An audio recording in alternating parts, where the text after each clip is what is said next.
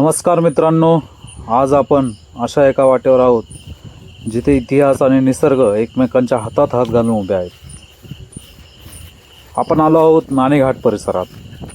हा फक्त एक सह्याद्रीचा भाग नाही, तर हजारो वर्षांपूर्वीचा एक प्राचीन व्यापारी मार्ग आहे. विचार करा, याच वाटेवरून कधी काळी सातवाहन काळातील व्यापारी आपली स्वप्न आणि संपत्ती घेऊन जात असतील. समोर जो दिसतोय तो वऱ्हाडी डोंगर रांग आपल्याला त्या ठिकाणी पाहायला मिळते. त्याचप्रमाणे तुम्ही या ठिकाणी हा जो डोंगर पाहताय तो आहे ऐतिहासिक जीवधन किल्ला. या परिसराचा रक्षक हजारो वर्षांपूर्वी इथे मानवी सभ्यता आणली. याचे पुरावे आजही इथल्या दगडधोंड्यात आणि कोरीव कामात मिळतात. जुन्नरचा हा भाग म्हणजे सह्याद्रीचं एक अनमोल रत्न आहे. आज आपण एका खास व्यक्तीला भेटतोय. गेली 25 वर्ष पर्यटकांची मनोभावे सेवा करणारे सुभाष आडारी मामा. आज आपण त्यांच्याच शेतात आहोत. डोंगरदऱ्यात शेती करणं सोपं नसतं. विशेषतः सांबर, रानडुकरं यांसारखे वन्य प्राणी पिकाचं नुकसान करतात.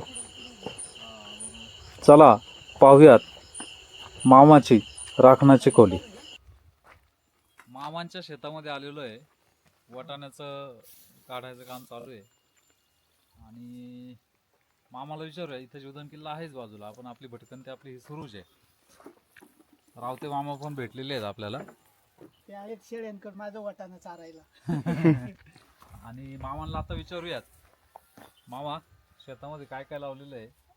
समोर बघा कोथिंबीर आहे, लाव कोथिंबीरकड. मोहरी आहे, वाटाणा आहे, हरभरा आहे, शाळू आहे.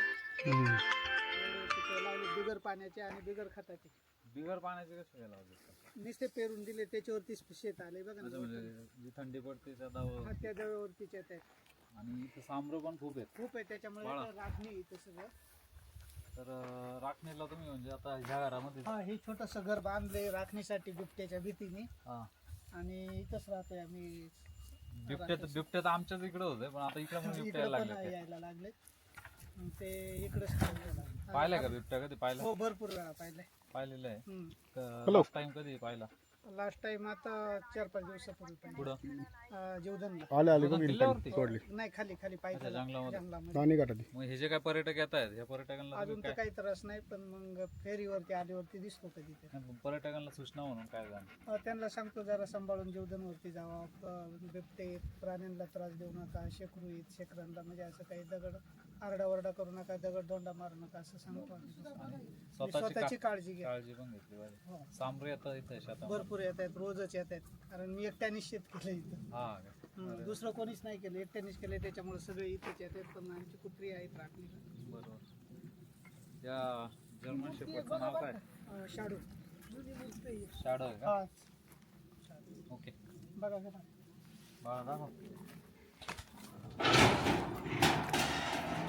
जी नाही वर जायला.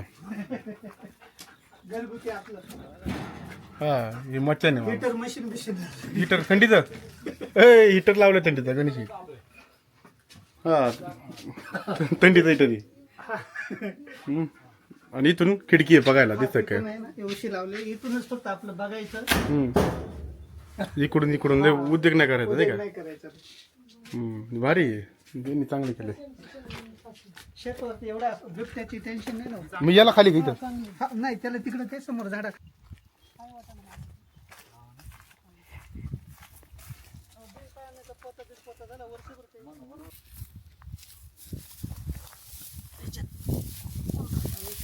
हे पण खाली खोले, त्याच्यात गवत गेलेले. 200 लिटरचं पाणी बसतंय याच्यात. याला काय नाव आहे? पाची कुंड. आता सध्या तर 2 दिसतात. हे 2 झाले.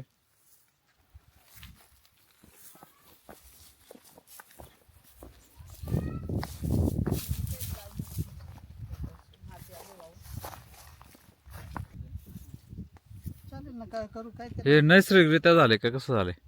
नाही, ते माती धुवून आलेल्यामुळे ते गाडून गेले. नाही, पूर्वी पूर्वी जुने नैसर्गिक आहे का कोरलेला आहे? जसं नाणेघाटात पाण्याची टाकी तशी नैसर्गिक आहे ते. नैसर्गिक याच्यात. असं लक्षात आहे का पावसाळ्यामध्ये पाण्याचा प्रवाह किती प्रेशर येत असं इथं हम्म. जेव्हा तो पाण्याचा प्रवाह इथून प्रवाह म्हणजे दगडी बिगडी जाऊ नये का त्याचं ते कुंड कुंड पडलेले. बनलेलं आहे दर्गा मग हे पाच कुंड पाची कुंड म्हणतात त्याला. तर किती काळापासून यूज मध्ये होते, म्हणजे वापरात होते? शेजवळ आमच्या आजे पंजे याचंच पाणी प्यायचे. अच्छा, म्हणजे ते शेतावर इथलेच पाणी प्यायचे. हो. राबणी जेव्हा राबणी राटेला यायचे ना हा. तर इथंच जनावर वळायला आले का इथलेच पाणी प्यायचे. शेतासाठी नाही पण पाण्यासाठी हा, उपयोगी पाणी असं होतं. पिण्यासाठी वापर करायचे त्याचा. बरोबर. आता ते गाडलं गेलेलं गाडले आहे. गेले. ओके, आता आपण चित्रकडा का ते शिल्प? चित्रकडा पाहून मग ओके, चल. गाडलेली टाकी आहे पूर्णपणे आणि नक्कीच सातवाहन काळातील असावी, कारण की तिचं जे कोरीव काम आपल्याला जे दिसतंय या ठिकाणी, तर एक आणि हे दोन पूर्णच्या पूर्ण गाळ या ठिकाणी दिसतंय. बाजूला तिसरी टाकी सुद्धा कोंडण्याचा प्रयत्न झालेला, पण तो कशा प्रकारे झालेला तो आपल्याला या ठिकाणाहून दिसतोय. कशा प्रकारे ते खडक फोडत असतील.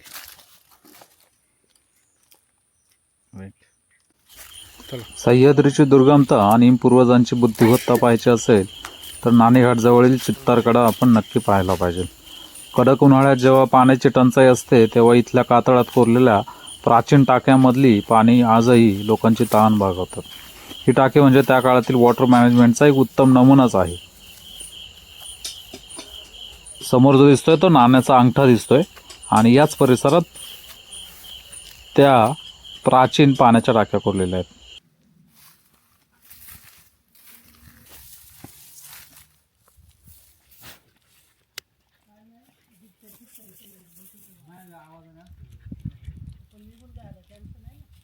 हो लईच नका गडबड करू मग.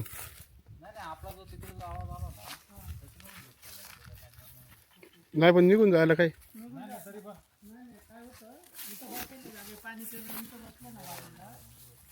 हा इथं बसू शकतो. आणि त्याला काही निवांत आहे म्हणलं त्याला काही नवीन नाही काय. पळणार नाही ना पाहायला मागे.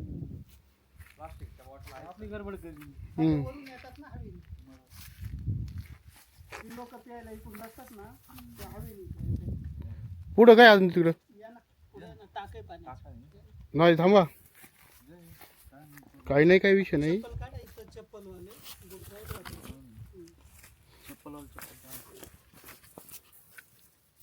गणेश शेठ नाही काय नाही मला सवय ती.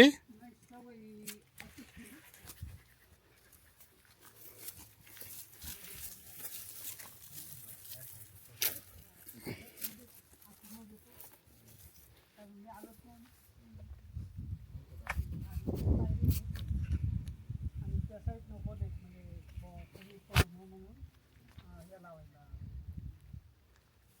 खांब लावायला. ते- केबल आहेत असे ते दगडी खाली येते. त्यांनी काय केलं असेल, तिथं लाकडाचं लावलं असेल हा. आणि लाकडाचं लावून मग सेफ्टी ती पडू नये म्हणून रेलिंग. पाणी आहे का? पाणी भरपूर आहे. व्हिडिओ हा नाण्याचा अंगठा दिसतोय मित्रांनो. आपण पूर्णच्या पूर्ण कड्यावरती उभे आहोत. पुढे सुभाष मामा गेलेले आहेत. इथं दगड पडल्यामुळे आम्ही काही गेलो नाही. मामा काय सांगाल? हे चिखलकड्याचं पाणी म्हणतात ना, हा, हे चिखलकड्याचं पाणी इथं म्हणजे पहिलं खोदलेलं चौरस टाक आहे. जवळजवळ 5 बाय 5चं टाके खोले आणि आताही वाहतं पाणी त्याला. आणि हे मी चाललो ह्या पायरीत खोदकाम केलेल्या पायरीत पूर्ण. कदाचित इथून मार्ग करायचा त्यांचा मानस असू शकतो का? तेवढंच नाही पण पाण्याची सोय त्यांनी इथं जिवंत पाणी असल्यामुळे इथं पाण्याची सोय केली त्यांनी, टाके बांधले. अच्छा, म्हणजे उन्हाळ्यामध्ये पाणी कुठे भेटत नाही. हो. मग इथं हा जो कडा आहे ना, कड्याला ते पाण्याचा सोर्स भेटल्यामुळे त्यांनी इथं टाके खोदली पाण्याची. एकदम बरोबर. याला आज स्थानिक याला काय नावाने ओळखतात? चितारकड्याचं पाणी. चित्तारकड्याचं पाणी. हो. आणि 12 महिने ह्या पाण्याच्या टाक्यामध्ये पाणी. पूर्ण पाणी व्हायला व्हिडिओ. मामांसोबत हा नाणेघाटाचा अपरिचित पाठ आम्ही पाहतोय. सध्या चितारकड्यावरती उभे आहोत आणि 1,500-2 हजार फूट खाली खोलदरी आहे. पूर्णच्या पूर्ण हा ठाणे जिल्हा म्हणजेच मुरबाड तालुक्याचा परिसर आपल्याला दिसतोय. धुकं खूप आहे. नाण्याचा अंगठा आहेच. या ठिकाणी काही कातळात कोरलेल्या पायऱ्या आहेत आणि पाण्याच्या टाक्या सुद्धा आहेत. तर मामांना विचारूयात, मामा आपण नक्की आता काय पाहिलं? आपण चितारकड्याचं खोदलेल्या पाण्याच्या टाक्या पाहिल्यात.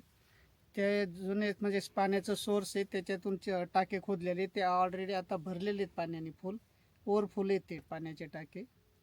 त्याला चितारकडा बोलतात. फेब्रुवारी महिना आहे तरी पाण्याचं हो. टाकीमध्ये पाणी आहे. ओव्हरफुल पाणी. नाणेघाटात आपल्याला भरपूर पाण्याच्या टाक्या पाहायला मिळतात. हो, तसं इथं तर पण चितारकडा. इथं एवढ्या अवघड ठिकाणी हे टाका कोरण्यामागचं कारण काय असेल?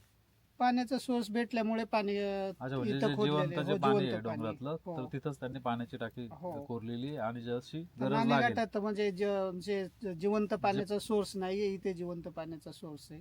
नाणेघाटात ज्या पाण्याच्या टाक्या आहेत तर ते डोंगराचं जे पर्क्युलेशन होऊन पाणी येतं तर त्याच्यात वरती ते पाणी चालतंय, टाकीमध्ये साठतंय. परंतु या ठिकाणी जिवंत पाण्याचा सोर्स झरे. असल्यामुळं, जिवंत झरा असल्यामुळे त्यांनी या ठिकाणी पाण्याचा टाका कोरलेलं आहे. आणि ज्यावेळेस उन्हाळ्यामध्ये भीषण दुष्काळ पडत असेल, डोंगरातलं पाणी पूर्ण कमी होत असेल, तर त्यावेळेस ते ह्या पाण्याच्या टाकीतील पाण्याचा वापर 5x5 करत असेल. मोठं टाक आहे.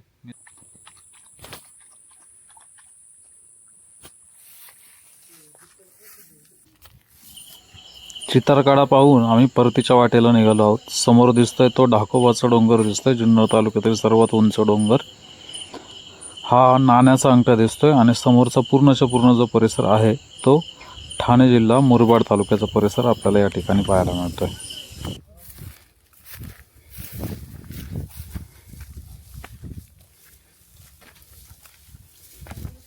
गणेश शेठ, तुमची ट्रिप पहिली झाली इकडली, पण खतरनाक झाली. ट्रिप झाली तुमची पहिली, पण डायरेक्ट तुम्हाला मेहनत दाखवलं ना. जसजसा सूर्य मावळतीला चाललाय तसतसं हे ग्रामीण जीवन अधिकच मोहक वाटू लागले. समोर दिसतोय तो नाण्याचा अंगठा, शांत सह्याद्री, शुद्ध हवा आणि आपलं हे सुंदर जुन्नर. हे वैभव शब्दात मांडणं कठीण आहे, ते फक्त अनुभवायला हवं.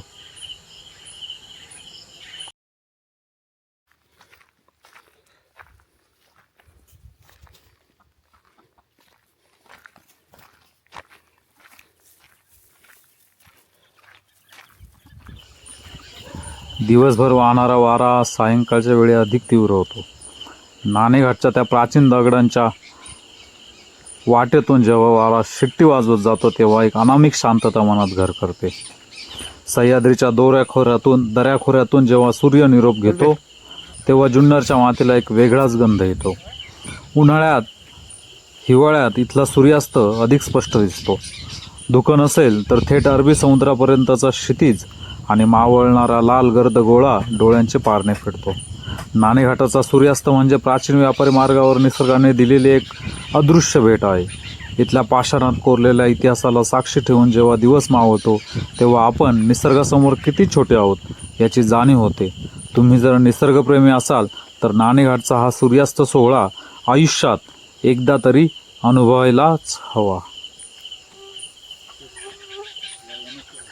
तुम्हाला आजची ही भटकंती कशी वाटली कमेंट्समध्ये नक्की सांगा.